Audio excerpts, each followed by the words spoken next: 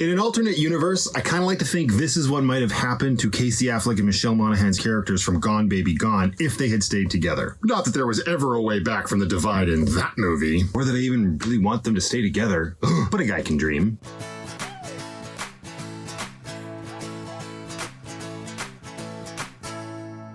Every Breath You Take is a horribly titled dramatic thriller that reteams the aforementioned actors from Gone Baby Gone again as a married couple who lost their son to a horrible car accident and are still dealing with the emotional torment years later, as you would. Especially if you don't take the time to talk about and sort out your feelings. Michelle Monaghan plays Grace, a realtor who was in the car with their son during the accident and very clearly holds a lot, if not all, of the guilt for what happened, as you would. Casey Affleck plays her husband, Philip, who refuses to talk about his feelings with his wife, which has caused a very large rift to swell between them, as it would. I also have a daughter, Lucy, who is played by an actress, India Isley, I believe her name is. The character is in high school and is a pretty stereotypical take on a teenager who's become a bit of a recluse after losing her little brother, as she would. And then we have James, the brother of one of Philip's psych patients, and that's really where this whole story kicks off. Philip took a, let's say, unique approach to dealing with that patient, and while it was pretty much universally frowned upon by his colleagues, it did seem to work. To a point.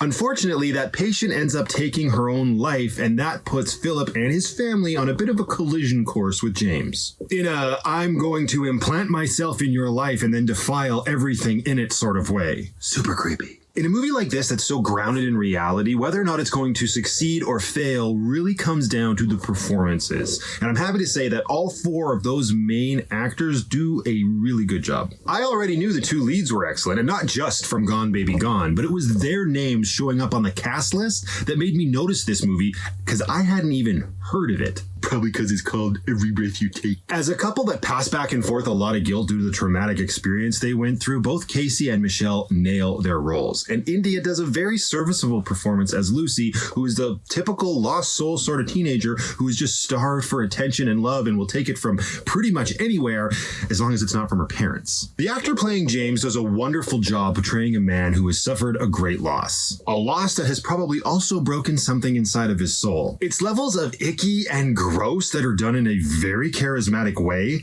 that takes talent. The movie is set in Washington State, but most of it was filmed in and around the Vancouver area, and that lends itself so well to the bleakness of the story. The beautiful shots of the mountains juxtapose the anguish that the characters are going through, and the bleak and rainy days speak to that anguish directly. All right, calm down, Matt. It's incredible cinematography that I always enjoy. So even if the rest of the movie was horrible, it still would have been incredible to look at. Luckily, it's a pretty complete package. This is a very low-key movie that completely flew under my radar, and I bet it won't get a lot of attention either, probably partly due to the fact that it's got a trash title. I actually read up on this movie a bit after I watched it, and it turns out that originally it was going to be called You Belong to Me. And I don't know if that's because it's based on a book, I clearly didn't do that much reading, or if it was just like the original working title, but as bad as You Belong to Me is as well, I still think it would have been a much better choice as it makes more sense for what's going on in the movie. Every Breath You Take gets a 7 out of 10 from me. Sure, it's a story that has been done a ton before, but excellent performances and some beautiful cinematography make it a watch for sure. Don't write it off just because of the crappy title. So what about you? Have you seen Every Breath You Take yet? If so, let me know what you thought about it in the comments below, and I'll see you all in the next one.